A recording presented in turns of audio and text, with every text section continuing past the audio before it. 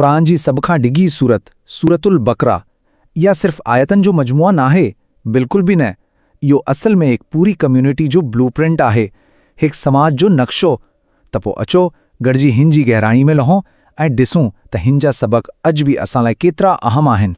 ज़रो सोचो, एक अहिड़ो किताब जेको शुरू थींदे ई पहिरीं सिटनि में उहो ऐलान करे त हिन में को बि शक नाहे। सूरतुल बकरा पंहिंजे इख़्तियार खे अहिड़ी ज़बरदस्त एतमाद सां क़ाइमु करे थी। उहो पाण खे नेकोकारनि लाइ हिकु मुकमल रहनुमाई तौरु पेश करे थी। ठीकु आहे, त पोइ इन वॾे सूरत खे सम्झण लाइ असांजो सफ़र कुझु हिन तरह हूंदो।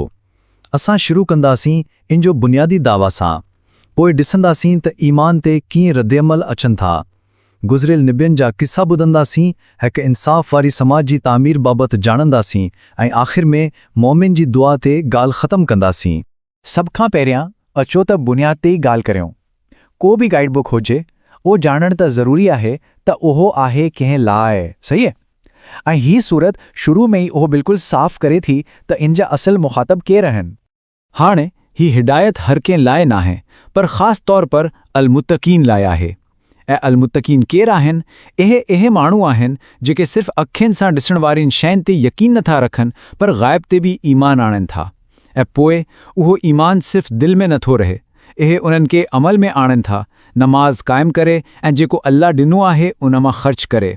सो उहो ईमान ऐं अमल जो हिकु गढ़ियल पैकेज आहे। ठीकु, त अलमुत्तक़ीन त थिया मिसाली माण्हू, पर सूरत उहो बि मञे थी त हर को हिन पैगाम खे हिकु जहिड़ो क़बूल नथो करे। हक़ीक़त में उहो शुरू में इंसानियत खे टन बिल्कुलु मुख़्तलिफ़ गुरूहनि में विराई थी, ऐं उहो विरासत इन ॻाल्हि ते आहे त इहे ईमान ते कहिड़ो रद्द अमल ॾेखारनि था। हिते असांखे ॿ बिल्कुलु अलॻि तस्वीरूं मिलनि थियूं। हिकु तरफ़ उहे माण्हू आहिनि जिन जा दिलि ऐं दिमाग़ खुलियल आहिनि, हिदायत क़बूल करण लाइ तयार, ऐं ॿी तरफ़ उहे आहिनि जेके एतिरा त बंदि आहिनि जो क़ुरान चवे थो त ॼण उन्हनि जी दिलनि ते महर लॻी वई आहे। ॾिसो, क़बूलियत ऐं इनकार जे विच में केतिरो वॾो फ़र्क़ु आहे। पर पोइ अची थो टियों ग्रोह, ऐं उहो सभ खां वधीक पेचीदा आहे, मुनाफ़िक़। ज़ुबान सां त चवनि था त असां ईमान आईंदो, पर दिलि में कुझु ॿियो ई आहे। क़ुरान उन्हनि खे अहिड़ो ॾेखारे थो जेके सम्झनि था त उहे ॿियनि खे धोखो ॾेई रहिया आहिनि, पर हक़ीक़त में उहे सिर्फ़ पाण खे ई धोखे में रखी रहिया आहिनि।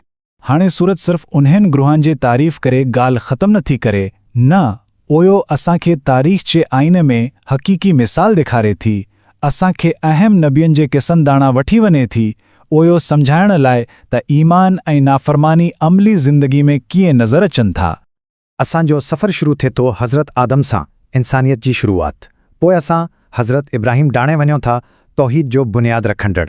ऐं पोइ अची थो हज़रत मूसा जो तफ़सीली किस्सो, जंहिं पंहिंजी क़ौम खे क़ानून ऐं आज़ादी ॾिनी। हर किस्सो पंहिंजी जाइ ते हिकु वॾो सबक़ आहे।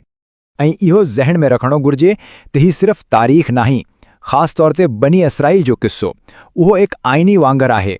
उहो ॾेखारे थो त कीअं हिकु क़ौम ते अल्लाह जूं नेमतूं थियनि थियूं ऐं पोइ कीअं इहे नाफ़रमानी जे करे उहे नेमतूं वञाई वेयनि थियूं। इहो हिकु सबक़ामोस डिजारींदड़ दास्तान आहे। अच्छा, एतिरा वॾा नबी, एतिरा वॾा किस्सा, त पोइ सुवाल इहो आहे त हुन सूरत जो नालो अल बकरा छो आहे, यानी गयूं? उहो थोरो अजीब नथो लॻे? इन जो सबबु हिकु ख़ासि वाक़ियो आहे। बनी इसराईल खे हिकु क़ातिल खे ॻोल्हण लाइ गऊं क़ुर्बान करण जो हुकुम मिलियो, पर हुकुम मञण जी बजाए इन्हनि सवालनि मथां सवाल करणु शुरू करिया ऐं पाण लाइ ई मामिलो मुश्किल बणाए छॾियो। सो इहो किस्सो सिधी फर्माबरदारी ऐं बेकार बहस जे विच में फ़र्क़ खे ॾेखारण लाइ हिकु बहितरीन मिसाल आहे। माज़ी जे किस्सनि मां सबक़ सिखण खां पोइ हाणे ध्यानु मुस्तक़बिल ते आहे। हिकु नओं समाज कीअं ठाहिजे, ऐं हिते ई सूरत किस्सनि खां क़ानूननि दाणे रुख़ करे थी। उहो हिकु नए कम्युनिटी लाइ हिकु मुकमल क़ानूनी ऐं अख़लाक़ी फ्रेमवर्क ॾेई थी। ऐं ही आहिनि उन समाज जा बुनियादी थंबा। नमाज़, जेका ख़ुदा सां रोज़ानो जो राब्तो आहे। रोज़ो, जेको पंहिंजे नफ़्स ते कंट्रोल सेखारे थो। ज़कात, जेका पक करे थी त दौलत गर्दिश में रहे ऐं ग़रीबनि ताईं पहुचे। ऐं हज, जेको पूरी दुनिया जे मुसलमाननि खे हिकु जाइ ते गॾु करे थो। ॾिसो, इहे सिर्फ़ रस्मूं न आहिनि, पर इहो हिकु समाज जे ज़िंदगी जो बुनियादी रिदम आहे। रुहानी मामलनि खां पोइ ॻाल्हि अचे थी इक़्तिसादी इंसाफ़ ते। सूरत वापार ऐं तिजारत जी त हौसला अफ़ज़ाई करे थी, पर हिकु जाइ ते बिल्कुलु सख़्ती सां लकीर छिके थी, ऐं उहा आहे रिबा, यानी व्याज। छो छाकाणि त हिन खे इस्तिसाल सम्झियो वञे थो। मक़सदु हिकु अहिड़ो सिस्टम ठाहिणा आहे जिते पैसो महिनत सां कमायो वञे, न कि ॿियनि जी मजबूरी मां फ़ाइदो वठी। ऐं ही कानून सिर्फ़ वापार ताईं महदूद न आहिनि, बिल्कुल बि न। हे ज़िंदगी जे हर शोबे खे ढकनि था। शादी, तलाक, विरासत जा मामला, इंसाफ़ ऐं कसास जा कानून, ऐं इस्ताईं जो ओ बि त छा खाइणु घुरिजे छा न। मतिलब त इहो हिकु मुकम्मल गाइड आहे जेको कोर्ट रूम खां वठी घर जे कचनि ताईं हर शइ ते लागू थिए थो। ऐं इन्हनि सभिनी कानूननि जे विच में उछतो अची थी क़ुरान जी सभ खां अज़मत वारी आयतनि मां हिकु, आयत अल कुर्सी।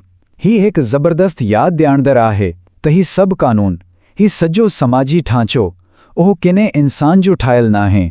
इन जो सरचश्मो हिकु ई आहे, उहो ख़ुदा जेको हमेशह ज़िंदा आहे ऐं पूरी काइनात खे संभाले रहियो आहे। तारीख़ ऐं कानून जे हिन वॾे सफ़र खां पोइ सूरत हाणे वापसि अची थी पंहिंजे मर्कज़ ॾांहुं। उहो हिकु मुकमल दाइरो ठाही थी ऐं ॻाल्हि अची बीही थी हिकु इन्फ़रादी मोमिन ते। आख़िर में ईमान जो असल मतिलबु छा आहे? ऐं जवाबु हिते आहे। ईमान जो बुनियादु हीअं आहे त ख़ुदा जी सभिनी रसूलनि खे क़बूल कयो वञे, उन्हनि में को बि फ़र्क़ु करण खां सवाइ। अहो हिकु आलमी पैगाम आहे ऐं उनजो जवाबु बिल्कुलु सादो ऐं वाज़ह। असां ॿुधो ऐं असां इताअत कई, को बि बहस न, का बि हुज्जत न। ऐं पोइ अचे थो हिकु तमामु अहम उसूल। हर इंसान पंहिंजनि अमलनि जो पाण ज़िम्मेवार आहे, पर अल्लाह कंहिंजे ते बि उनजी बर्दाश्त खां वधीक बार नथो वछे। ही आहे ज़ाती ज़िम्मेवारी ऐं ख़ुदाई रहमत जो उहो ख़ूबसूरत तवाज़ुन जेको हिन सूरत जी मर्कज़ी ख़्यालनि मां हिकु आहे। ऐं ही सॼी सूरत, हेॾे वॾी सूरत कीअं ख़तमु थी कोन्हे वॾे हुकुम सां न, बल्कि हिकु आजिज़ ऐं दिलि सां निकितल दुआ सां। सभिनी क़ानूननि ऐं क़िसनि खां पोइ आख़िरी लफ़्ज़ आहिनि बख़्शिश जी तलब, रहमत जी तलब ऐं मदद जी फ़रियाद। ऐं आख़िर में इहो ई सुवाल ज़हन में रही वञे थो, कीअं हिकु 1400 साल पुराणो मतन जेको तारीख़, कानून ऐं ईमान सां भरियलु आहे, अॼु बि हिकु अरब खां वधीक माण्हुनि जी ज़िंदगियुनि जो बुनियादी नक्शो आहे। उहो इन्हनि जी समाजनि खे, इन्हनि जी माशियात खे ऐं इन्हनि जी सभ खां ज़ाती दुआनि खे बि शक्ल ॾेई रहियो आहे। उहो सोचण जी ॻाल्हि आहे। भलीकार, अॼु असां हिकु तमामु गहरे मौज़ू ते ॻाल्हाईंदासीं। क़ुरान मजीद जी सभ खां डिघी सूरत, सूरतुल बकरा। असां वटि हिकु यूट्यूब चैनल तां वरितल हिन सूरत जी तिलावत जो मुकम्मल ट्रांसक्रिप्ट मौजूदु आहे ऐं अॼु असां इन जे मतन में ग़ोतो हणंदासीं। बिल्कुलु। ऐं असांजी कोशिश का तफ़सीर पेश करण न हूंदी, पर सिर्फ़ उहो ॾिसणो आहे त मतन पाण छा थो चवे, उनजा मौज़ू कहिड़ा आहिनि, कहाणियूं कीअं गॾियल आहिनि ऐं हिदायतनि जो वहिकरो कीअं थो हले। त पोइ अचो त शुरू करियूं। सूरत जी शुरूआत ई हिकु तमामु वॾी दावा सां थिए थी। ज़ालिकल किताबो ला रईब फ़ी। ही उहो किताब आहे जिन में को बि शक नाहे। ऐं पोइ चयो तो हुदन लिल मुत्तकीन, यानी मुत्तकीन लाइ हिदायत आहे। मुंहिंजो पहिरों सुवाल उहो ई आहे त ही मुत्तकीन केरु आहिनि? छा मतिलब त ही किताब सिर्फ़ हिकु ख़ासि ग्रोह लाइ आहे? हाँ, ही हिकु तमामु अहम शुरूआती नुक़्तो आहे। मुत्तकीन जो आम तर्जुमो तो अल्लाह खां डजण वारा कयो वेंदो आहे, पर इन जो मतिलबु वधीक चइजे त मुहतात रहण वारा या पाण खे बचाइण वारो आहे। ऐं मतन पोइ ख़ुदि उन्हनि जी सुञाणप पे कराई थो, अहिड़े ई जेके ग़ैब ते ईमान रखनि था, नमाज़ क़ाइमु कनि था ऐं ख़र्च कनि था। अच्छा, यानी हिकु हिदायत उन्हनि लाइ आहे जेके अॻु में ई हिदायत जा तलबगार आहिनि। बिल्कुलु, जेके सच खे क़बूल करण लाइ तयार ज़हन सां अचनि था। किताब सभिनीनि लाइ खुलियलु आहे, पर उन मां फ़ाइदो उहे ई वठंदो। सही। और उन खां पोइ फ़ौरी तौर ते मतन इंसानियत के टिन वाज़े गुरूहनि में वराहे थो: मोमिन, काफ़िर और मुनाफ़िक। ही विरासत तमामु तेज़ और सिधी आहे। हाँ, ऐं अहो ई हिन सूरत जे बाक़ी बहस लाइ मैदान तयार करे थी। मतन ॿुधाई थो त मोमिन कीअं आहिनि, पोइ काफ़िरनि जी दिलनि ते महर जी ॻाल्हि करे थो, ऐं पोइ सभ खां वधीक तफ़सील मुनाफ़िक़नि बाबति ॾेई थो, जेके चवनि था त असांजो ईमान आंदो पर हक़ीक़त में ऐन आहे। आओ सिर्फ़ हिकु फ़हरिस्त न आहे, पर जाने त इंसानी नफ़्सियात जो हिकु नक्शो आहे। सही, उहो ई नक्शो जंहिंसां ही सूरत डील करण वारी आहे। इन नफ़्सियाती नक्शे खां पोइ मतन असांखे सिधो सीणो इंसानियत जी शुरूआत दाणा वठी वञे थो। हज़रत आदम अलैहिस्सलाम जी तख़लीक़ जी कहाणी। अल्लाह मलाइकनि खे ॿुधाई थो त आऊं ज़मीन में हिकु ख़लीफ़ो बणाइण वारो आहियां। हिते ख़लीफ़ो लफ़्ज़ तमामु अहम लॻे थो। इंतहाई अरहो इन जो मतलब सिर्फ जानशीन ना है पर नायब जिम्मेवार संभालिंदो ही तसव्वुर इंसान के ज़मीन ते एक ख़ास किरदार दे थो हू सिर्फ एक मखलूक ना है पर एक अहिड़ी मखलूक जेका अखलाकी ज़िम्मेवारिन सां गॾु आहे जिन वटि चूंड जी आज़ादी आहे। आदम जी कहाणी हकीकत में पहिरीं ज़िम्मेवार जी पहिरीं आज़माइश जी कहाणी आहे। बिल्कुलु ऐं उन आज़माइश में हिकु ॿियो किरदार बि आहे। इब्लीस हाँ, जॾहिं मलाइकिन खे आदम खे सजदो करण जो हुक्म मिलियो त सभई कयो सिवाइ इब्लीस जे। छा उहो सिर्फ़ हिकु नाफ़रमानी जो अमल हो या उन खां वधीक कुझु हो? मतन ॿुधाए थो त इन जो सबबु वॾाई हुई तकब्बुर। हुन चयो आऊं उन खां बहितर आहियां तो मूंखे बाहि मां बणायो ऐं इनखे मिटी मां। ही सिर्फ़ एक हुक्म जो इनकार न हो ही अल्लाह जी हिकमत ते एतराज़ हो। हसद ऐं तकब्बुर जो मिलाप उहो ई शैतानियत जो बुनियाद आहे ऐं पोइ इहा ई कुवत आदम ऐं हवा खे वरगलाई थी। पोइ हुन पूरी काइनाती स्टेज खे क़ाइमु करण खां पोइ जिते इंसान जी ज़िम्मेवारी चूंडी जी आज़ादी ऐं शैतानी वसवसों जो ज़िक्र आहे मतन अचानक ई पंहिंजो फोकस हिकु ख़ासि क़ौम ते करे थो बनी इसराइल ते ऐं एतिरी तफ़सील सां। ही तब्दीली तमामु वॾी आहे। एतिरो तफ़सील छा? छो त बनी इसराइल हिन सूरत में सभ खां वॾी चइजे केस स्टडी आहिनि। मतन उन्हनि खे एक अहिड़ी क़ौम तौरु पेश करे थो जिन खे बेशुमार नेमतूं मिलियूं फ़िरौन खां निजात समंदर जो बहा अधु थियण मन वसलवा जो मिलण ऐं सभ खां वधीक हज़रत मूसा जी मार्फत वाज़ह कानून। पर मतन उन्हनि जी मुसलसल नाफ़रमानीन जो बि ज़िक्र करे थो। सभ खां वॾो मिसाल त गाबे जी पूजा करण आहे जॾहिं हज़रत मूसा कुझु वक़्त लाइ विया हुया। बिल्कुलु और सिर्फ़ उहो ई न पर उन्हनि जो पंहिंजी नदी सां जेको रवैयो हो उन्हें चवंदा हुआ ऐं मूसा असां तूं ते तेसिताईं ईमान न आणींदासीं जेसिताईं असां अल्लाह खे साम्हूं न ॾिसूं।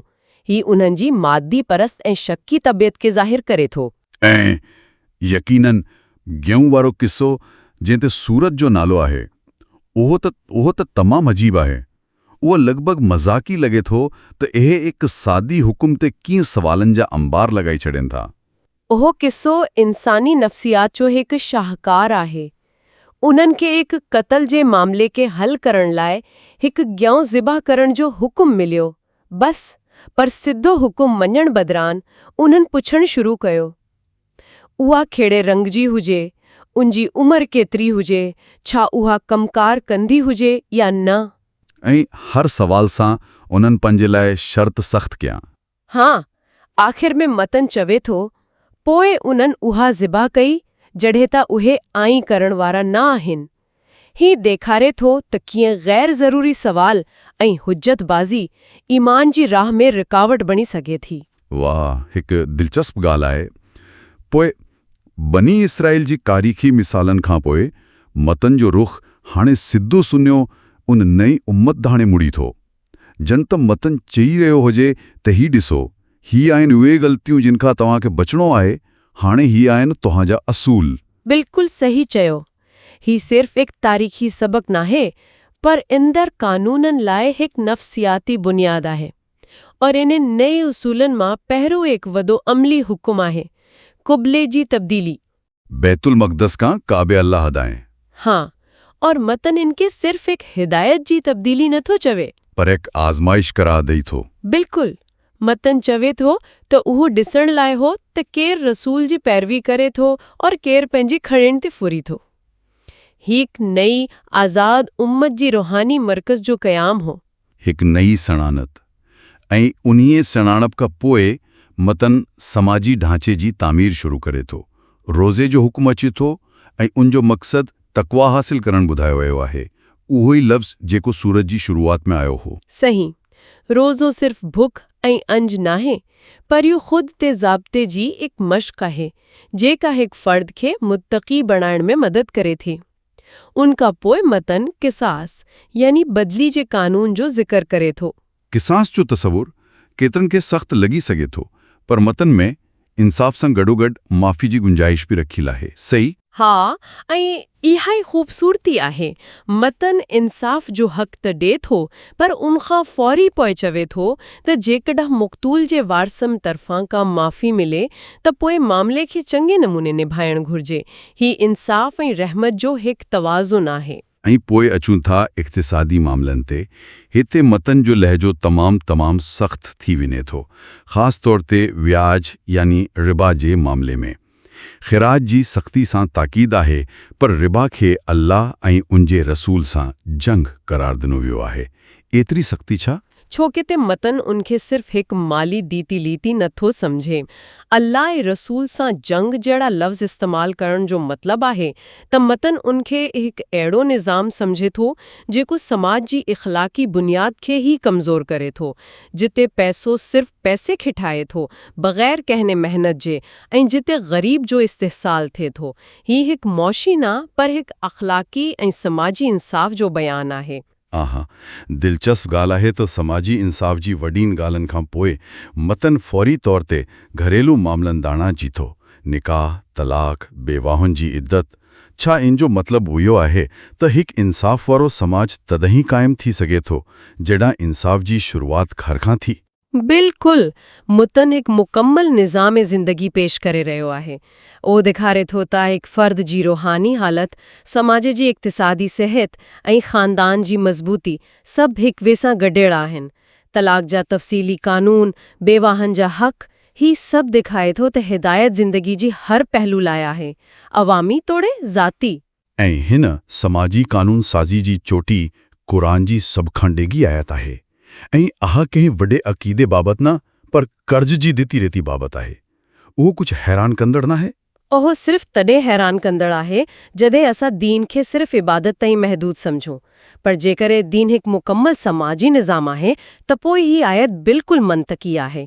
इन जी देघ ऐं तफ़सील, कर्ज़ खे लिखण जो हुकुम, गवाह मुक़रर करण, ही सभु माली शफ़ाफ़ियत ऐं मुआहिदनि जी पासदारी जी अहमियत खे ज़ाहिर करे थो। उहो हिकु अहिड़े समाज जो बुनियादु आहे जेको एतमाद ऐं इंसाफ़ ते क़ाइमु हुजे। पोइ हिन सॼे तफ़सीली क़ानून साज़ी ऐं तारीख़ी कहाणियुनि खां पोइ सूरत हिकु अहिड़े नुक़्ते ते पहुची थी जेको रूहानियत जी इंतिहा महसूस थिए थो। आयतुल कुर्सी। हिन आयत खे एतिरी अहमियत छो ॾिनी वई आहे? छो त आह तौहीद जो सभ खां जामे ऐं ताक़तवर बयानु आहे। इहा ख़ुदा के इंसानी कमज़ोरियुनि खां मथाणो बयानु करे थी। ने उनखे निंड वठी थी ना ऊंघ। इहा सिंज़ इल्म जे विसत खे बयानु करे थी। हो ॼाणे थो जेके उन्हनि जे अॻियां ऐं पोयां आहे। ऐं सिंज़ कुदरत खे, सिंज़ कुर्सी आसमाननि ऐं ज़मीन ते छानियल आहे। ही आयत पढ़ंदड़ जी सोच खे रोज़मर्रा जी मामलनि मां कढी काइनात जे ख़ालिक जे अज़मत दाणो वठी वञी थी। ऐं मूंखे हमेशह हैरत थींदी आहे त आयत अल कुर्सी, जेका ख़ुदा जी लामहदूद कुदरत जो बयानु आहे, उनखां फौरी पोइ दीन में जबरनाही ला इकराह फिद्दीन वारी आयत छो आई? उन्हनि ॿिनि ॻाल्हियुनि खे गॾु रखण जो मक़सदु छा थी सघे थो?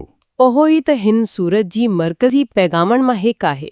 मतन ॼाण त चई रहियो आहे त जॾहिं ख़ुदा जी हक़ीक़त एतिरी वाज़ह ऐं रोशन आहे त पोइ इनखे मरण लाइ कंहिं जबर या ज़बरदस्ती जी ज़रूरत नाहे। सच ऐं कूड़ वाज़ह थी चुका आहिनि। हाणे फ़ैसिलो इंसान जो पंहिंजो आहे। हक़ीक़ी ईमान ज़बरदस्ती सां पैदा नथो करे सघिजे। ही त तमामु गहरो नुक़्तो आहे। ऐं पोइ सूरत पंहिंजी पुंजाणी दाणो वधी थी। आख़िरी ॿे आयतूं हिकु क़िस्म जो ख़ुलासो ऐं दुआ आहिनि। हा, उहे आयतूं सॼी सूरत जे रूह खे पाण में समाईंदियूं थियूं। पहिरीं ईमान जो हिकु जामे इक़रार अचे थो। रसूल ऐं मोमिन उन ते ईमान आंदो जेको सिंधन रब तरफ़ां नाज़िल थियो, और इन ईमान में सभिनी नबियनि ते बिना फ़र्क़ जे ईमान आणम शामिल आहे। ऐं इन इक़रार खां पोइ लहजो हिकु आजिज़ाणी दुआ में तब्दील थी वञे थो।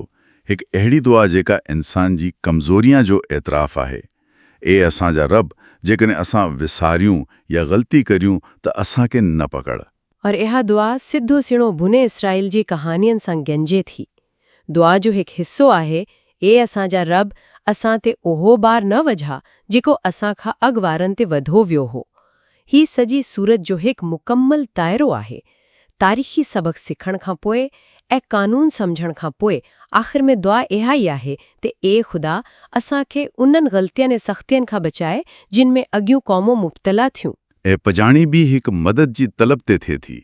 तूं ई असांजो मालिक आहीं, पोइ काफ़िर क़ौम जे मुक़ाबले में असांजी मदद फरमा। बिल्कुलु, ही हिकु अहिड़ी दुआ आहे जेका सिर्फ़ ज़ाती बख़्शिश लाइ नाहे पर हिकु मक़सद लाइ मदद जी तलब बि आहे।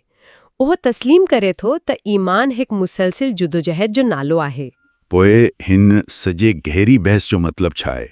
जेकॾहिं असां इन खे समेटियूं त सूरतुल बकरा सिर्फ़ हुक्मनि ऐं क़िसनि जो मजमून आहे। उहो हिकु मुकमल सफ़र आहे जेको इंसान जे किरदार खां शुरू थिए थो, तारीख़ मां सबक़ सेखारे थो, हिकु समाज जो ब्लूप्रिंट ॾेई थो ऐं आख़िर में हिकु आजिज़ाना दुआ ते ख़त्म थिए थो। बिल्कुलु सही। ऐं ॿुधंदा लाइ हिकु आख़िरी सोचजोगो सवाल। मतन में बार बार उन्हनि माण्हुनि जो ज़िक्र आहे जेके इश्तराउ ज़लालत बिलहुदा यानी हिदायत जे बदिली गुमराही ख़रीद करनि था।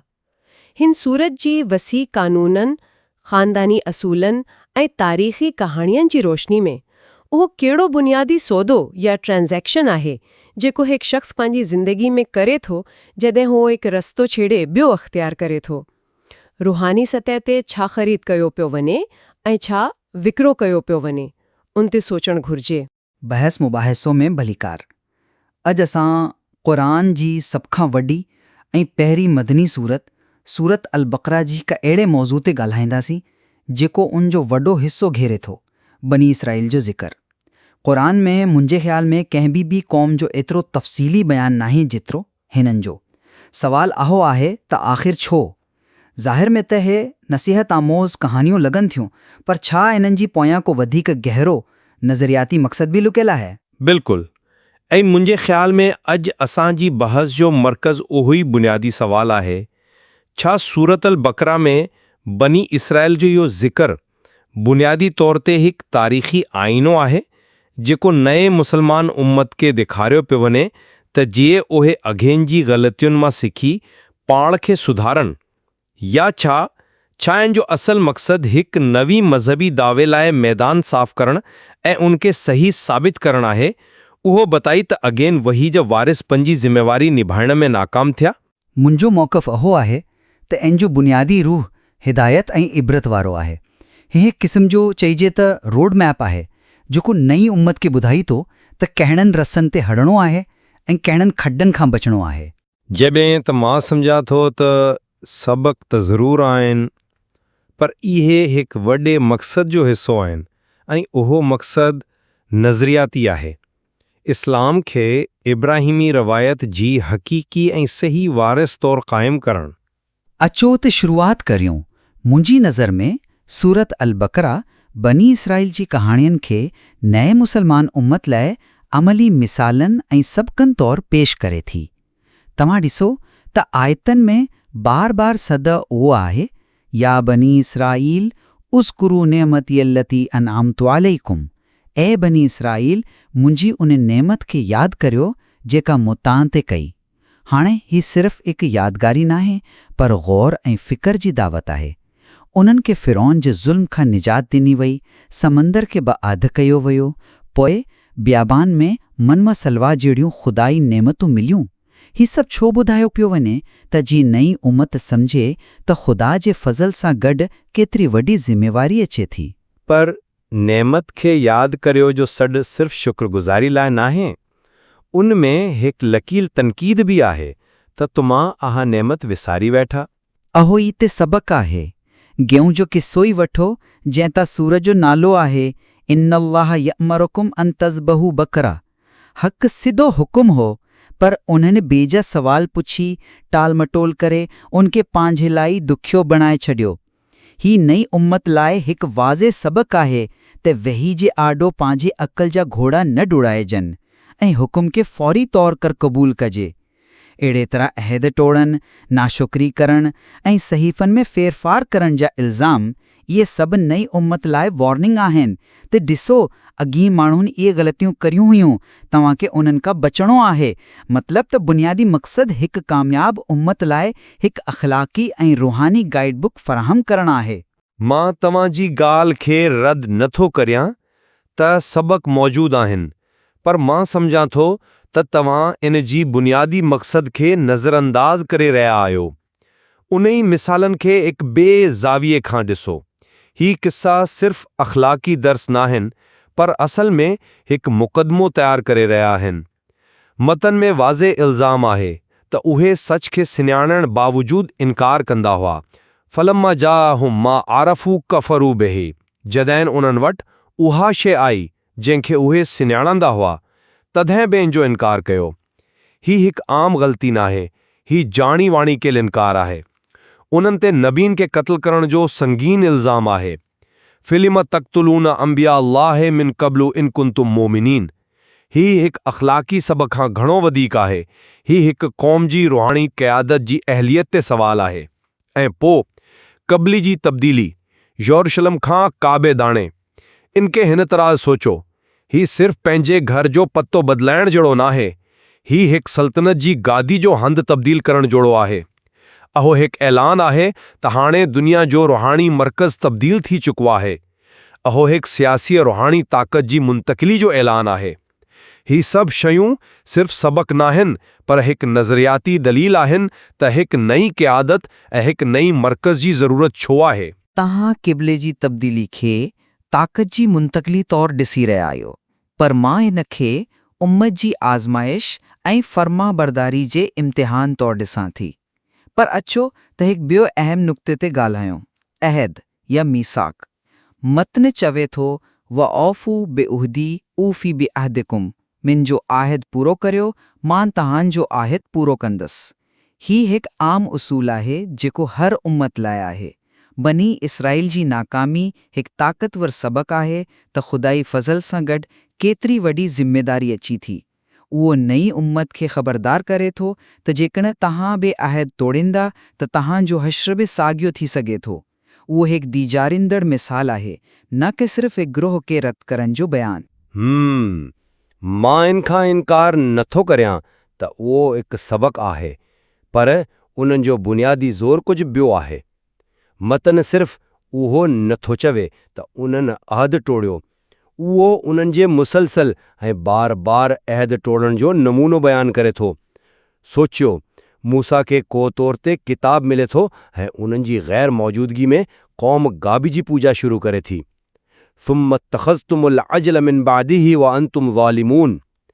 ही का मामूली लग़्ज़िश न हुई, ही तौहीद जे बुनियादी अहद खां फ़ौरी इनहराफ हो। ऐं ही हिकु बारो जी ग़लती न हुई, पर हिकु मुसलसल नाफ़रमानी जो नमूनो हो जो उन्हनि जी तारीख़ में बार बार नज़र अची थो। ही बार बार जी नाफ़रमानी हिकु नई उम्मत जी ज़रूरत खे ज़ाहिर करे थी जेके अहद खे क़ाइमु रखी सघे। उहो सिर्फ़ हिकु सबक़ नाहे, पर हिकु नई इल्हामी दौर जी शुरूआत जो जवाज़ आहे, छाकाणि त अॻीं उन अहद खे निभाई न सघिया। सही, पर छा हर क़ौम जी तारीख़ में लाहा चाढ़ा नाहिनि ईंदा? छा उहो मुमकिन नाहे ते मतन उन्हनि जी तारीख़ जी बदतरीन लम्हनि खे नुमायां करे रहियो आहे त जीअं सबक़ वधीक असराई थो थिए? उहो त हिकु बहितरीन तदरीसी तरीक़ो आहे। जेकॾहिं इहो सिर्फ़ तदरीसी तरीक़ो हुजे हा त पोइ इन्हनि जी कामयाबियुनि जो बि ज़िक्र हुजे हा, पर सूरतुल बक़रा में इन्हनि जी तारीख़ जो जेको नक्शो चिटियो वियो आहे वो घणो करे नाकामियुनि जो आहे। उहो हिकु ग़ैर मुतवाज़िन तस्वीर आहे ऐं आही ग़ैर मुतवाज़नी इन जी नज़रियाती मक़सद खे ज़ाहिर करे थी। मक़सद तारीख़ नवीसी न आहे, पर हिकु दलील क़ाइमु करणु आहे। ठीकु आहे, मां तव्हांजी ॻाल्हि सम्झां थी त अहद टोड़ण ते ज़ोर आहे, पर छा उहो अहद टोड़ण जो अमल ई हिकु वॾी अख़लाक़ी कमज़ोरी जो नतीजो नाहे जेका कंहिं बि क़ौम में थी सघे थी? अचो त उन्हनि जिन अमलनि ते नज़र विझूं। मतन अहिड़नि अख़लाक़ी ऐं रूहानी कमज़ोरियुनि खे निशानो बणाई थो जिन में का बि क़ौम मुब्तला थी सघे थी। मिसाल तौर ते मादियत परस्ती जो रुझान, जॾहिं उन्हनि मन व सलवा जे बदिलां ज़मीनी शयूं घुरियूं। अतस्तब्दिलून अल्लज़ी हुव अदना बिल्लज़ी हुव ख़ैर। छा तव्हां बहितरीन शइ जी बदिले में घटि शइ वठणु चाहियो था? ही त अॼु बि असांजे समाज जो मसइलो आहे, या उन्हनि जी दिलि जी सख़्ती जो ज़िक्र। सुम्म कसत कुलूबुकुम मिन बादी ज़ालिक फ़हिय कल हिजारा। पोइ तव्हांजा दिलि पथरनि वांगुरु सख़्त थी विया। इहे आलमगीर इंसानी कमज़ोरियूं आहिनि, बनी इसराइल जी तारीख़ उन्हनि कमज़ोरियन खे बयान करण लाइ हिकु केस स्टडी तौरु इस्तेमालु कई वई आहे ताजी हर दौर जा पढ़ंदड़ उन्हनि मां पाण खे बचाई सघनि। अच्छा, हिकु मिनट रुको। छा नबीन खे क़त्ल करण हिकु आलमगीर इंसानी कमज़ोरी आहे या सच खे जाणी वाणी लकाइण जंहिं ते तव्हांखे ख़बर हुजे त अव्हां सच आहे? वतक्तुमुल हक़ व अंतुम तअलमून मतन उन्हनि खे आम ग़लतियुनि तौरु पेश नथो करे, उहो उन्हनि खे संगीन ऐं मुनफ़रिद ॾोहिन तौरु पेश करे थो। उहो सिर्फ़ आलमगीर कमज़ोरियुनि जो बयानु नाहे, उहो वाज़े निशानियुनि जे अचण खां पोइ खुदाई हिदायत जी हिकु मख़सूस ऐं जाणी वाणी रज जो ज़िक्र आहे। ही उन्हनि जे मज़हबी अथॉरिटी लाइ हिकु सिधो सुणियो चैलेंज आहे। उहो चई रहियो आहे त तव्हां वटि इल्मु हो, तव्हां वटि सच हो, पर तव्हां उनखे ज़ाती मफ़ादनि लाइ लकायो। उहो हिकु नज़रियाती रुद आहे जेको उन्हनि जी रूहानी रहनुमाई जी दावा खे कमज़ोर करे थो ऐं हिकु नई सची रहनुमाई जी ज़रूरत खे उजागर करे थो। ही हिकु आम इंसानी कमज़ोरी खां वधीक संगीन इल्ज़ाम आहे। उहो हिकु क़िस्म जो मज़हबी ग़द्दारी जो इल्ज़ाम आहे। मां सम्झां थी त तव्हां उन्हनि इल्ज़ामनि जी शिद्दत ते ध्यानु ॾेई रहिया आहियो, पर शायदि उहो ई सबक़ जो हिस्सो आहे त जॾहिं हिकु चूंडियल क़ौम बि अहिड़ियुनि संगीन ग़लतनि में पइजी सघे थी त पोइ ॿिनि खे केतिरो न मुहतात रहणु घुरिजे। उहो हिकु क़िस्म जो अदबी औज़ार आहे त जीअं ॻाल्हि जो असरु वधे। मां उन खे सिर्फ़ अदबी औज़ार नथो सम्झां, उहो हिकु चार्ज शीट आहे। उहो हिकु क़ानूनी वलील आहे त हे अहदो हाणे तव्हां खां छो वापसि वरितो पियो वञे। गऊं जो किसो ई वठो, उहो सिर्फ़ हुकुम अदूली न आहे, उहो उन्हनि जी ज़हनियत खे ज़ाहिर करे थो। इहे रूहानियत जी बदिरां ज़ाहिरी तफ़सीलनि में फासल हुया। उहो ई त बुनियादी तनक़ीद आहे त तव्हां क़ानून जी रूह खे छॾी सिर्फ़ उन जी लफ़्ज़नि में उलझी पिया, ऐं उहो ई सबबु आहे जो हिकु नई वही जी ज़रूरत पेश आई जेका रूह खे ॿीहर ज़िंदा करे। पर छा हज़रत इब्राहिम जो ज़िक्र हिन मामले खे वधीक वसी ऐं मुस्बत रुख़ नथो ॾेई? मतन बार बार हज़रत इब्राहिम ॾाणे वापसि वञी थो। उहो ईमान जी गॾियल पाड़नि खे ॾेखारण लाइ आहे। उहो हिकु जामे गॾु खणे हलण वारो क़दम आहे जेको सभिनी इब्राहिमी मज़हबनि खे तौहीद जी गॾियल बुज़ुर्ग जी यादि ॾियाराई थो। सॼो उहो आहे त इब्राहिम जी ख़ालिस ऐं असल दीन ॾाणे वापसि अचो जेको यहूदियत ऐं ईसाईयत खां बि अॻिजो आहे। हीअ हिकु गॾियल मैदान फ़राहम करण जी कोशिश आहे, न कि वछोड़ो पैदा करण जी। मां इन खे बिल्कुलु मुख़्तलिफ़ तरीक़े सां ॾिसां थो। हज़रत इब्राहिम खे मर्कज़ बणाइण मुंहिंजे ख़्याल में सूरत जी सभ खां वॾे नज़रियाती हिकमत अमली आहे। इहो हिकु ज़हनी रूहानी रीब्रांडिंग आहे चइजे था। जॾहिं मतन चवे थो मा कान इब्राहिम यहूदियम वला नसरानिया वलाकिन कान हनीफ़म मुस्लिमा, इब्राहिम न यहूदी हो ऐं न ही ईसाई, पर वो हिकु सचो मुसलमान यानी खुदा जो फर्मा बरदार हो। ही सिर्फ़ तारीख़ खे दुरुस्त करण न आहे, ही हिकु ज़हानत सां भरपूर क़दम आहे जेको बाद जी यहूदी ऐं ईसाई रवायतनि खे पासो करे नई उम्मत लाइ हिकु सिधी ऐं ग़ैर मिलावटी विरासत जो दावा करे थो। पर उहो त हिकु तारीख़ी हक़ीक़त आहे त हज़रत इब्राहिम हज़रत मूसा ऐं हज़रत ईसा खां अॻु आया हुआ। इन में हिकमत अमली कहिड़ी आहे? हिकमत अमली इन जी पेशकश में आहे। उहो सची विरासत जी तारीफ़ खे नए असर बयानु करे थो। उहो चवे थो त असल इब्राहिमी वरसो न यहूदियत आहे न ईसाईयत, पर उहो ख़ालिस तौहीद आहे जंहिंखे हाणे इस्लाम पेश करे रहियो आहे। ही नबी मुहम्मद ऐं सिंध पोइलगनि खे हज़रत इब्राहिम जा हक़ीक़ी वारिस करार दिए थो ऐं करण सां अॻिन दावेदारनि खे नज़रियाती तौर ते बेदख़ल करे थो। इहो गॾु करण खां वधीक वरासत खे नए सर तरतीब ॾियण जो अमल आहे। इहो हिकु ताक़तवर नफ़्सियाती औज़ार आहे जेको हिकु नई सुञाणप खे मज़बूत करे थो, उन खे सिधो सिउनो बुनियाद सां गॾी वच वारनि सभिनी दावेदारनि खे पासेरो करदी। आख़िर में मुंहिंजो मौक़िफ़ उहो ई आहे त सूरत अल बकरा में बनी इसराइल जा तफ़सीली अहवाल हिदायत जो हिकु बेबहा ज़रियो आहिनि। इहे ईमान ऐं नाफ़रमानी, शुक्र ऐं नाशुक्री जा वाज़िया मिसाल फ़राहम कनि था जेके हर दौर जे इंसान लाइ लाॻापियल आहिनि। हिन जो बुनियादी मक़सदु नई उम्मत खे तालीम ॾियणु आहे ऐं उन्हनि ग़लतियुनि खां बचाइणु आहे जिन में पोयण क़ौमूं मुब्तला थियूं त जीअं उहे हिकु बहितर ऐं वधीक वफ़ादार बरादरी बणी सघनि। नज़रियाती पहलू जेकॾहिं आहे भी त उहो सानवी आहे, असल रूह अख़लाक़ी ऐं रूहानी हिदायत जो आहे। ऐं मुंहिंजो ख़ुलासो इहो आहे त जेतोणीकि इन्हनि क़िस्सनि में अख़लाक़ी सबक़ मौजूद आहिनि, पर इहे सबक़ हिकु वॾे नज़रियाती दलील जी ख़िदमत करनि था। बयान जो बुनियादी ज़ोर मुनज़्ज़म तरीक़े सां बनी इसराईल जी खुदाई फ़ज़ल ऐं अथॉरिटी जी ख़ासि दावानि खे रद्द करणु आहे, ता जीअं नई वही यानी क़ुरान लाइ हिकु मुनफ़रिद ऐं आख़िरी मुक़ाम क़ाइमु करे सघिजे। अख़लाक़ी सबक़ इन दलील खे मज़बूत करण लाइ इस्तेमालु कया विया आहिनि। ज़ोर जवाज़ ऐं बरतरी ते आहे, जेको खुदाई हिदायत जी तारीख़ में हिकु नओं ऐं फ़ैसिलो कंदड़ बाब क़ाइमु करे थो। उहो सिर्फ़ पोइते निसरण नाहे, पर अॻिते वधण लाइ हिकु मज़बूत बुनियाद फ़राहम करणु आहे। तव्हां सबक़ खे नज़रियाती मक़सद खां अलॻि नथा करे सघो। अच्छा, उहो वाज़े आहे त मतन घण पासियाऊं ऐं पेचीदा आहे। शायदि सबक़ आमोज़ हुजण ऐं नज़रियाती दलील हुजण हिक ॿिए जी ज़िद न हुजनि, पर गॾिजी कमु करनि। थी सघे थो हिकु ताक़तवर नज़रियाती दलील पेश करण जो बहितरीन तरीक़ो ई इहो हुजे त उन खे तारीख़ी सबक़िन जी सूरत में पेश कयो वञे। बिल्कुलु, उहो ई त उनजी ख़ूबसूरती आहे। ही बहस असांखे उन ॻाल्हि जी गहरी ॼाण फ़राहम करे थो त कीअं हिकु नई मज़हबी बिरादरी पंहिंजी एंजनि जी निस्बत सां पंहिंजी सुञाणप क़ाइमु करे थी। ॿुधंदड़नि लाइ उहो सोचण जो मौक़ो आहे त तारीख़ी मिसाल ऐं नज़रियाती दलील जे विच में कहिड़ो लाॻापो आहे, ऐं कीअं हिक ई मतन में तारीख़, अख़लाक़ियात ऐं नज़रिया हिक ॿिए सां जुड़ियल आहिनि। ही तजज़ियो सूरतुल बकरा जे तेज़ रफ़्तार तिलावत ते आहे, जन जो मक़सदु आहे नज़रसानी ऐं हिफ़्ज़ करण में मदद करणु। अचो त ॾिसूं त इन खे वधीक असराइतो कीअं बणाए सघिजे थो। बिल्कुलु, मुंहिंजो पहिरियों ख़्यालु उहो आहे त तिलावत जी रफ़्तार मजमूई तौर ते तमामु सुठी ऐं मुसलसल आहे, पर उम्मन जी हिकजहिड़ाई उन्हनि जी हिकु कमज़ोरी बि बणी सघे थी। अच्छा, इहा त दिलचस्प ॻाल्हि आहे।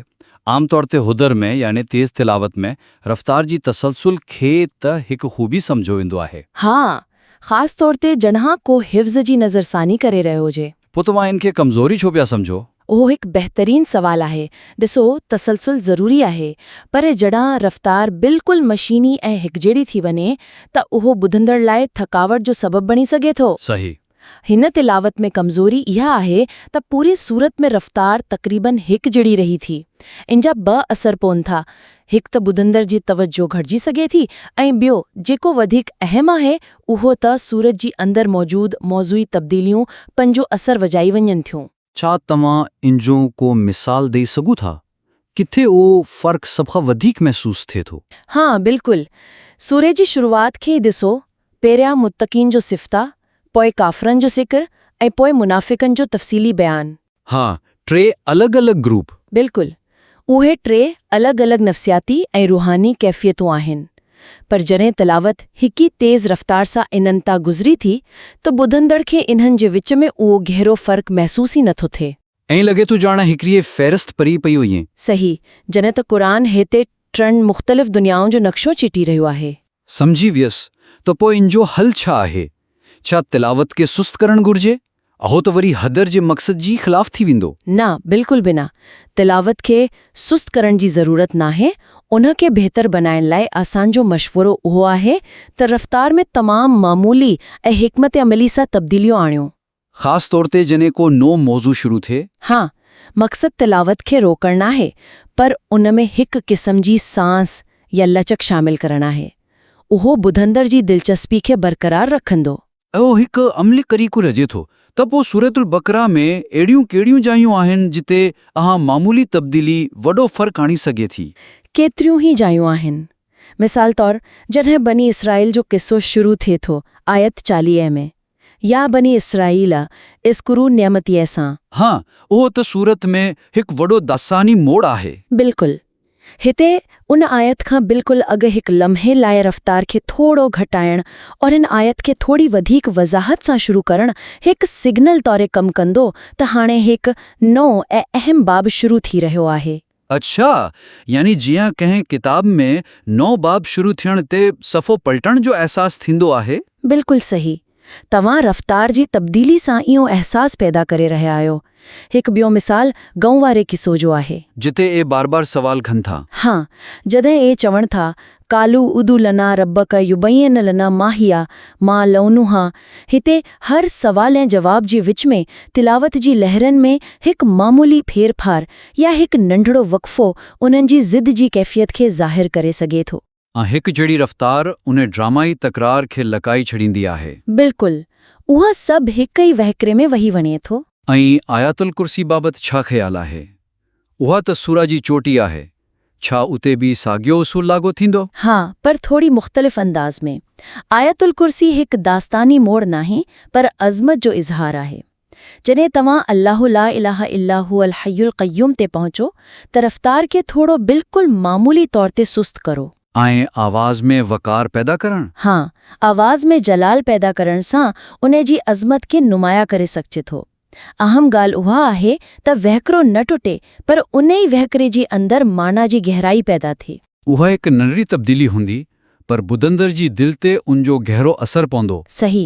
तव्हां जेको आयतुल कुर्सी जी अज़मत जो मिसाल ॾिनो, उहो सिधो सन्यूं मुंहिंजे ॿिए नुक़्ते सां गंजी थो, जेको जज़्बाती खोटाई बाबति आहे। अच्छा। छाकाणि त अज़मत बि त हिकु जज़्बो आहे। मूं महसूस कयो त मजमूई तौर ते तिलावत जो जज़्बाती रंग हिकु जहिड़ो ऐं गैर जानिबदार आहे। तव्हां बिल्कुलु सही जाइ ते पहुता आहियो। तलावत में जज़्बाती खोटाई शामिल करण सां ॿुधंदड़नि जो तालुक़ मवाद सां वधीक मज़बूत थी सघे थो, ऐं हा तेज़ रफ़्तार तलावत में हिकु वॾी चुनौती आहे। हाँ, उहो डिखो आहे। हिन तलावत में कमज़ोरी इहा आहे त अंदाज़ घणो खरे गैर जानिबदार आहे। उहो आयतनि जे अंदरि मौजूद मुख़्तलिफ़ जज़्बात खे ज़ाहिर करण जो हिकु क़ीमती मौक़ो वञाए थो। क़ुरान सिर्फ़ कानून ऐं किसा नाहे, उनमें रहमत आहे, डीज़ारेंदड़ आहे, तसल्ली आहे। पर हिते बि उहो ई सवाल पैदा थियनि थो, छा तेज़ रफ़्तारी सां तिलावत कंदे जज़्बात जो इज़हार करणु मुमकिन आहे? छा उहो मस्नूई या ड्रामाई न लॻंदो? तमामु अहम सवाल, ऐं उहो जवाबु उहो आहे त असांजो मक़सदु ड्रामाई अदाकारी नाहे, पर मानाजी अक्कासी आहे। उहो लहजे में हल्कियूं ऐं मुनासिब तब्दीलियूं आणण सां थी सघे थो। जहिड़ो मिसाल तौरु अज़ाब जुन आयतों जड़ो वलहुम अज़ाबुन अज़ीमुन, ऐं जन्नत जुन आयतों जड़ो लहुम जन्नातुन तजरी मिन तहतिहल अनहार। ॿिन्ही खे तक़रीबन हिक ई लहजे में पढ़ियो वञिजे थो। हा, इन करे ॿुधंदड़ उन ॿिन्ही जे विच में मौजूद जज़्बाती तज़ाद खे मुकमल तौर ते महसूस नथो करे सघे। उनखे बहितर बणाइण जो तरीक़ो इहो आहे त आयतुनि जे मफ़हूम मुताबिक़ लहजे में तब्दीली आणिजे। त पोइ इन जा कुझु अमली मिसाल कहिड़ा थी सघनि था? मिसालो तौरु रहमत वारिन आयतनि खे कीअं पढ़िजे? जॾहिं रहमत ऐं बख़्शिश जो आयतूं पढ़ो, जहिड़ो हज़रत आदम जी तौबा जो किस्सो फ़तलक़ा आदमु मिर रब्बिही कलिमातन फ़ताब अलैह, त लहजो कुदरती तौर ते नरम ऐं मेहरबान अपनायो। आवाज़ मां उमेद ऐं रहमत जो अहसास ज़ाहिर थिए। बिल्कुलु, लफ़्ज़ फ़ताब अलैह में हिकु ख़ासि नरमी ऐं गर्मजोशी हुजे। ऐं उन जी उबिट जॾहिं डिजारिंदड़ आयतूं अचनि त पोइ कहिड़ो लहजो हुजणु घुरिजे? जॾहिं सख़्त डिजारिंदड़ या हुक्म जो आयतूं अचनि, जहिड़ो फत्तकुन नार लती वक़ूदुहन नास वल हिजारा, बाहि खां बचो। हाँ, त लहजो वधीक पुख़्तो ऐं ज़ोरदार थी सघे थो, पर उहो जारिहाणो या गुस्से वारो न हुजणु घुरिजे। उन में हिकु संजीदगी ऐं नसीहत जो अंसर हुजे। इहो फ़र्क़ु तमामु नाज़ुक आहे। हिकु ॿियो सवाल ज़हन में अचे थो। सूरतुल बकरा में केतिरियूं ई दुआऊं बि आहिनि, ख़ासि तौर ते आख़िर में। उन्हनि लाइ कहिड़ो लहजो मुनासिब रहंदो? बहितरीन नुक़्तो। सूरत जी आख़िरी आयतों रब्बना ला तो आख़िज़ना इन नसीना औ अख़्ताअना दुआ जो हिकु शाहकार आहिनि। हिते लहजो आजिज़ी, उम्मीद ऐं इल्तिजा वारो हुअणु घुरिजे। आवाज़ में हिकु क़िस्म जी इनकसारी। हाँ, ऐं अल्लाह जी रहमत जी तलब जो अहसास पैदा थियणु घुरिजे। उहो लहजो डीजारींदड़ वारीन आयतनि खां बिल्कुलु मुख़्तलिफ़ हूंदो। अहिड़ी नंढड़ी तब्दीलियुनि सां तिलावत हिकु मशीनी अमल मां निकिरी हिकु रूहानी तजर्बो बणी वेंदी। लहजे ऐं रफ़्तार खे इस्तेमालु करे ॿुधंदड़ जी रहनुमाई करण जो इहो ख़्यालु तमामु ताक़तवर आहे, ऐं उहो मुंहिंजे आख़िरी नुक़्ते सां बि ॻंढियलु आहे। अच्छा? उहो आहे वक़फ़नि बाबति, यानी आयतनि जे विच में ठहिणनि। मूं महसूस कयो त कॾहिं कॾहिं हिकु मौज़ू ख़तमु थींदो आहे ऐं ॿियो फ़ौरी तौरु शुरू थी वेंदो आहे। छाकाणि त विच में वक़फ़ो तमामु नंढो हूंदो आहे। हा, मिसाल तौर ते तलाक जे कानूननि खां पोइ फौरी तौर ते नमाज़ जो हुकुम अची वञणु अछूतो लॻंदो आहे। तव्हां हिकु तमामु अहम ॻाल्हि जी निशानदही कई आहे। आयतुनि जे विच में वक़फ़नि ऐं लाॻापनि खे वाज़े करण सां सम्झण में वधीक बहितरी अची सघे थी। तेज़ी जे करे कमज़ोरी इहा आहे त आयतुनि जे आख़िर में वक़फ़ा यानी वक़फ़ तमामु नंढा ऐं हिकझड़ा आहिनि। ऐं नतीजो ओ निकिरी थो त ॿुधंदड़ खे हिकु ख़्याल खे जज़्ब करण जो वक़्तु ई नथो मिले ऐं फौरी तौर ते ॿियो ख़्याल शुरू थी वञे थो। ओ ऐं आहे जीअं को हिकु डिघो पैराग्राफ बग़ैर कंहिं फुल स्टॉप जे पढ़े सिर्फ़ कॉमा इस्तेमालु कंदो रहे। बिल्कुलु उहो ई वक़फ़ो सिर्फ़ सांस वठण लाइ नाहीं पर ओ माना खे वाज़े करण जो हिकु औज़ार पण आहे। इन जो सुधारो उहो आहे त वक़फ़नि जी मुद्दत खे हिकमत अमली सां इस्तेमालु कयो वञे। हर वक़फ़ो हिकझड़ो न हुजणु घुरिजे। सही। मिसाल तौर ते कर्ज़ी जी आयत या अय्युहल लज़ीना आमनू इज़ा तदायनतुम विदैनन इहा क़ुरान जी सभ खां डिघी आयत आहे। ऐं उन में केतिरा ई पेचीदा क़ानूनी नुक़्ता आहिनि त पोइ अहिड़ी डिघी ऐं गहरी मालूमात वाली आयत खां पोइ अमली तौर ते छा करणु घुरिजे? वक़फ़ी जी कैफ़ियत अहम आहे। ओ हिकु सोचियल सम्झियल ऐं मुकमल थियण वारो वक़फ़ो हुजणु घुरिजे, न कि सिर्फ़ जल्दी में वरितल सांस। उहो शायदि आम वक़फ़े खां सिर्फ़ अधु सेकंड डिघो हुजे, पर वो ॿुधंदड़ खे मालूमात खे पंहिंजे ज़हन में तरतीब ॾियण जो मौक़ो ॾींदो। ऐं उनजी इब्तिदा बि थी सघे थो। छा अहिड़ियूं जॻहियूं बि आहिनि जिते नंढड़ो या तेज़ वक़फ़ो वधीक सहायतो हुजे? यकीनन, उहो हिकु तमामु सुठो सवालु आहे। जिते आयतूं मौज़ूई तौर ते हिक ॿिए सां मज़बूती सां गॾियल आहिनि, अते हिकु नंढड़ो वक़फ़ो तसलसल जो अहसास पैदा करे सघे थो। को मिसाल? मुनाफ़िक़नि जो निशानियूं जॾहिं हिक ॿिए पुठियां बयान थियनि थियूं। व इदा लक़ुल लदीना आमनू क़ालू आमन्ना व इदा ख़लऊ इला शयातीनहिम। अते तेज़ ऐं नंढड़ा वक़फ़ा उन्हनि जी मुसलसल गुमराही ऐं धोखेबाज़ी जी अकासी कंदा आहिनि। त पोइ बुनियादी असूल उहो थियो त वक़फ़े जी डीघे खे आयत जी माना ऐं जोड़जक सां घणु घुरिजे? बिल्कुलु। हिकु आख़िरी मिसाल, जॾहिं का नई वॾी कहाणी शुरू थिए, जहिड़ो को हज़रत इब्राहिम जो किस्सो व इदिब्तला इब्राहिम रब्बुहु बिकलिमातिन, त उन खां अॻु हिकु वधीक वाज़ेह वक़फ़ो जीअं असां रफ़्तार जे हवाले सां ॻाल्हायो हो, हाँ, उहो हिते बि लागू थियो थो। इहो हिकु क़िस्म जी बाब जी तब्दीली जो कमु करे सघे थो। वक़फ़नि जो उहो हिकमत अमली वारो इस्तेमालु तिलावत खे सिर्फ़ लफ़्ज़नि जी अदायगी खां मथी खणे वञी माना जी अबलाग ताईं पहुचाई वणो आहे। त पोइ जेकॾहिं असां सॼी ॻाल्हि ॿोल जो ख़ुलासो कयूं त लॻे थो बुनियादी ख़्यालु उहो आहे त हिकु टेक्निकली तौर ते सही पर हिकु जहिड़ी तिलावत खे वधीक मुतहरिक ऐं मानाख़ेज़ बणाए वञे। हा, बिल्कुलु उहो ई। असां टिनि मुख्य नुक़्तनि ते ॻाल्हायो। पहिरियों, रफ़्तार में मामूली तब्दीलियूं आणी हिकु जड़ाई खे ख़तमु कयो वञे, ख़ासि तौर ते मौज़ूई तब्दीलियुनि ते। सही। ॿियो, आयतनि जी माना मुताबिक़ लहजे में जज़्बाती रंग शामिल कयो वञे, चाहे उहो रहमत जो हुजे, डीजारींदड़ जो या दुआ जो। हाँ। ऐं टियों, वक़फ़नि खे सिर्फ़ सांस वठण लाइ न, पर माना खे वाज़े करण ऐं ॿुधंदड़ जी समझ खे तरतीब ॾियण लाइ हिकमत अमली सां इस्तेमालु कयो वञे। तव्हां बिल्कुलु सही ख़ुलासो कयो आहे। इहे टे शयूं गॾिजी तिलावत जी तजर्बे खे ॿुधंदड़ लाइ वधीक गहरो, यादगार ऐं रूहानी तौर ते असराइतो बणाईंदियूं। ऐं उहो सभु तेज़ रफ़्तार जी बुनियादी मक़सद खे मुतासिर करण खां सवाइ। बिल्कुलु। असांखे उमेद आहे त हीअ सुलाहूं तव्हां जे कम खे वधीक बहितर बणाइण में मददगार साबित थींदियूं। जॾहिं तव्हां इहे तब्दीलियूं करे वठो त महिरबानी करे पंहिंजो कमु ॿियोर असांखे मोकिलियो। असां उनखे ॿुधण जा मुंतज़िर रहंदासीं।